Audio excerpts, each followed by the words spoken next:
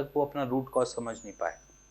सबसे पहले वेरिकोसील होता क्यों है उसके बारे में बताऊंगा, और इसके साथ साथ हमारी एक पेशेंट की केस हिस्ट्री भी थी, उसको भी डिस्कस करूंगा, और उनकी रिपोर्ट 1 मंथ में क्या आई उसके बारे में भी बात करूंगा। सबसे पहले जो मैं बताना चाहता हूँ वो बेसिकली है वेरिकोसील के रिगार्डिंग एक चीज़। बेसिकली अगर वेरिकोसील को हम समझें तो एक तरीके का सिम्टम है। वो कैसे सिम्टम है? क्योंकि अगर आपको वेरिकोसील डेवलप हुआ है उसके पीछे कोई ना कोई रीज़न है। अगर हम एलोपैथिक में जाते हैं तो वो सर्जरी में क्या कहते हैं कि रिकरिंग है, कि वो दोबारा दोबारा होता रहेगा। उन्होंने कभी आपके रूट कोज को नहीं पकड़ने की कोशिश करी या आपके रूट कोज को ठीक करने की कोशिश नहीं करी।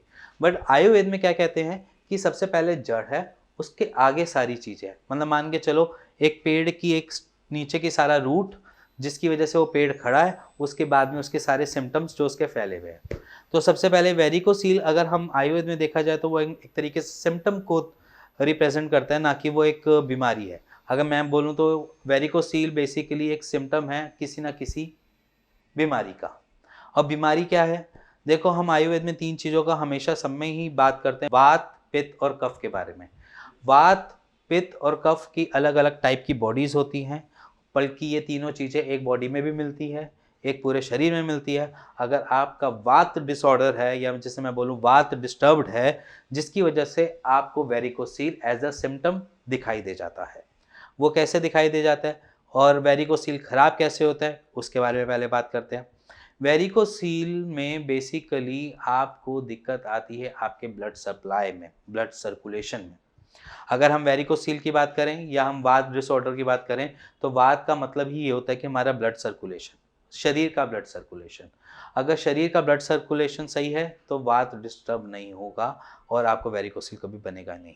अगर हम देखा जाए जितने भी पेशेंट्स मेरे पास आते हैं उनकी कोई ना कोई एक हिस्ट्री रही होती है इंडाइजेशन की, या डाइजेशन सिस्टम से रिलेटेड कोई ना कोई इशू, या लीवर फंक्शनिंग के रिगार्डिंग, या उनको कोलाइटिस मिलता है, या इंटेस्टाइनल में कभी दिक्कत हुई है, या आईबीएस की दिक्कत होने में बनी रही है। कभी भी ये सारी चीज़ें अगर हम इंडाइजेशन से जोड़ते हैं, मतलब अगर कॉन्स्टिपेशन है वो भी इंडाइजेशन का पार्ट है या डाइजेशन का पार्ट है, या आपका कोलाइटिस है वो भी डाइजेशन का पार्ट है, इन्फ्लेमेशन लूप्स हैं वो भी डाइजेशन का पार्ट है, अगर लीवर की फंक्शनिंग है वो भी, अगर हम फंक्शनिंग में देखा जाए तो उनका भी एक अपना रोल है लीवर का डाइजेशन में, तो वो भी एक डिसऑर्डर है। और अगर हम और बाकी सारी स्टमक से इश्यू लेकर चलें, कॉन्स्टिपेशन भी, तो सारी की सारी आपकी डाइजेशन सिस्टम पे ज़रूरी है। अगर डाइजेशन सिस्टम अगर आपका लंबे टाइम से ख़राब बना रहता है तो आपके शरीर में अपने आप ही वात की दिक्कत डेवलप हो जाती है या वात डिस्टर्ब हो जाता है।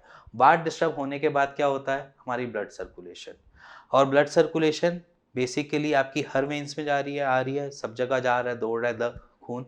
अगर आपकी वेन्स एक ऐसी जगह पे, क्योंकि वो सॉफ्ट जगह है, सॉफ्ट जगह इसलिए बोलते हैं क्योंकि वेन्स को आपके पूरे शरीर में किसी ना किसी या मसल का, बोन का सपोर्ट मिला हुआ है। अगर आपके हाथ में वेन्स जा रही हैं तो इनमें यहाँ पर सपोर्ट है, मसल्स का हो गया या आपके बोन्स का सपोर्ट हो गया। बट एक टेस्टिक्स में जाने वाली जो वेन्स हैं उनको एज सच सपोर्ट नहीं है किसी चीज़ का, बल्कि उनको थोड़ा बहुत वेट भी कैरी करना पड़ जाता है कॉन्ट्रैक्शन, लूजनेस के लिए, क्योंकि हमारी बॉडी का फिनोमेना है कि वो ठंडा चाहिए तो वो लूज़ हो जाएगा, अगर उसको गर्मी चाहिए तो कॉन्ट्रैक्ट हो जाएगा। तो वो एक कॉन्ट्रैक्ट है, और वहीं पे वॉल्स भी लगी हुई हैं, वहीं पर सारी ब्लड की सप्लाई है नीचे टेस्टिस की तरफ। अगर वो वॉल्स ख़राब हो जाती है, इस वजह से आपका टेस्टिस हमेशा हैंग करते रहते हैं, जिसकी वजह से आपको वेरिकोसील जैसी दिक्कत को सामना करना पड़ जाता है। बट इसके पीछे की स्टोरी क्या है? इसके पीछे का कारण क्या है? इसके पीछे का कारण है सिर्फ़ और सिर्फ़ आपका वात डिसऑर्डर। ये सारे पेशेंट जितने भी होते हैं, कभी ना कभी हैवी वेट उठाया होता है, जिसकी वजह से एक सर्कुलेशन खराब होने की वजह से उसको उनको दिक्कत आनी स्टार्ट हो जाती है, और उनको लंबे टाइम से इंडाइजेशन सिस्टम, कॉन्स्टिपेशन, ये सारी चीज़ें लगी हुई है, जिसकी वजह से उनका ब्लड सर्कुलेशन का प्रोसेस जो है वो नॉर्मल नहीं रहता, उसमें थोड़ी बहुत डिस्टर्बेंस आ जाती है, जिसकी वजह से अराइज होता है वेरिकोसिल। तो अगर आपको वात ठीक कर लो, अपना वात का प्रोसेस ठीक कर लो या वात डिस्टर्बेंस को ठीक कर लो, तो आपको वेरिकोसील नहीं मिलेगा या नहीं दिखेगा, या मान लीजिए वो धीरे धीरे करके अपनी नॉर्मल एक पॉइंट पे आ जाएगा। तो बेसिकली हमने करना क्या है? वात को ठीक करना है। और वात का कारण क्या है? वात का कारण है सिर्फ और सिर्फ आपका इनडाइजेशन सिस्टम या डाइजेशन सिस्टम, आपका मेटाबॉलिज्म, आपका मैकेनिज्म, बॉडी को कैसे डाइजेस्ट करना है, कितनी एनर्जी निकालनी है, कैसा करना है, ये सारी चीज़ें आपके डाइजेशन सिस्टम से जुड़ी रहती है। अगर मैंने आपका डाइजेस्टिव सिस्टम को ठीक कर दिया, साथ में आपके वात डिसऑर्डर को ठीक कर दिया, तो वहीं पर आपका वेरिकोसिल आज नहीं तो कल धीरे-धीरे करके कम होता जाएगा। उसका डायमीटर जो है, अगर डायमीटर देखा जाए तो वेरिकोसिल का कभी धीरे-धीरे कम ही दिखाई देता है, बट इन आयुर्वेद ट्रीटमेंट में ये चीज़ें आराम से दिख जाती है कि वो वाला डायमीटर धीरे-धीरे होकर कम हो जाता है।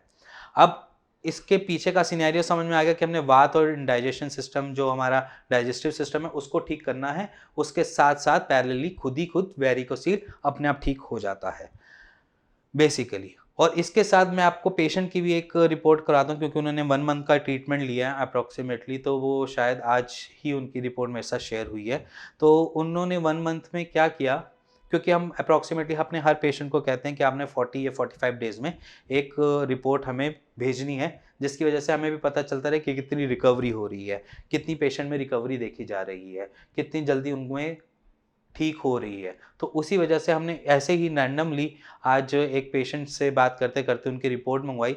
तो वो रिपोर्ट जो है बेसिकली जहाँ पर उनका 4th ग्रेड था, वो आज की डेट में 2 ग्रेड पे पहुँच गया है। मान लीजिए जब वो हमारे पास आए थे, तो उनका जो डायमीटर था वेन्स का, वो 4.4 था, जो 1 महीने के अप्रॉक्सिमेटली उन्होंने अपना टेस्ट रिपोर्ट भेजी हमें, जो उन्होंने अपनी लैब से टेस्ट करवाकर हमें जो भेजी है रिपोर्ट, उसमें सिर्फ 2.2 का डायलेटेड वेन्स दिखाई दी हैं, जिसका मतलब है उन्होंने 2.2 अपना रिकवर कर लिया है। एज़ इन देखा जाए तो शायद उनको 1 मंथ या 2 मंथ में जाकर उनको ये सारी चीज़ों से रिड हो जाएँगे। मान लीजिए वो ठीक हो जाएँगे, उनको वेरिकोसील जैसी दिक्कत नहीं आएगी और दोबारा कभी वेरिकोसील नहीं बनेगी, क्योंकि उनकी बात हमने ठीक कर दी है, क्योंकि उनका डाइजेशन सिस्टम हमने ठीक कर दिया है। फ्यूचर में क्या उन्होंने खाना है, कैसे खाना है, उन सब चीज़ों के बारे में हमने डिस्क्राइब कर दिया है कि फ्यूचर में कभी उनको वो दिक्कत दोबारा नहीं आएगी। और अगर आपको ऐसा लगता है कि वेरिकोसील है और ये कभी ठीक नहीं हो सकता, सर्जरी इसी का एक लास्ट ऑप्शन है, तो बिल्कुल कहीं-कहीं जगह पर हम भी खुद भी रिकमेंड करते हैं कि सर्जरी ही एक लास्ट ऑप्शन बचता है। क्योंकि वेरिकोसील में जहाँ पर ग्रेडिंग सिस्टम बहुत बढ़ जाता है, जहाँ पर हम माने कि उनका इतना मोटा हो जाता है और उनसे पेन बियर नहीं हो रहा होता, जहाँ पर दर्द बियर नहीं हो रहा होता, तो हम भी वहाँ पर भी हम खुद सजेस्ट करते हैं कि आप सर्जरी के लिए जाएँ। अगर आप पेन बेयर कर पा रहे हैं या आपको पेन एज़ सच नहीं फ़ील हो रहा, आपको कभी कुछ ऐसा नहीं फ़ील हो रहा कि आपको वेरिकोसील से कुछ अलग दिक्कतें हो रही हैं, सिर्फ़ हैवीनेस को छोड़कर या थोड़ा बहुत स्ट्रेच होने के, क्योंकि कभी-कभार क्या होता है, हैवीनेस और हैंगिंग की वजह से साइडों में पेन अराइज़ नहीं होता, उसको कह देते हैं कि एक स्ट्रेच होना, स्ट्रेच पड़ना, कि वहाँ पर हल्का-सा भारीपन लग रहा है, बट वो बेसिकली पेन नहीं होता। तो वेरिकोसील में ये सारे पेशेंट्स को दिखाई देने को मिलता है।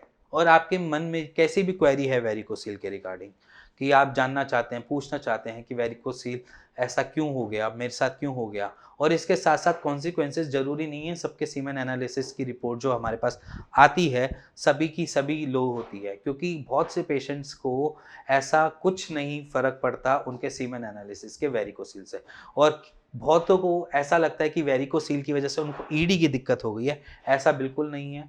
वेरिकोसील और ईडी में कोई कॉम्बिनेशन नहीं है, बस उसमें आपका माइंड उस तरीके से काम कर रहा होता है, जिस वजह से आपको लगता है कि ये मेरे को ईडी की दिक्कत अराइज़ कर दी है।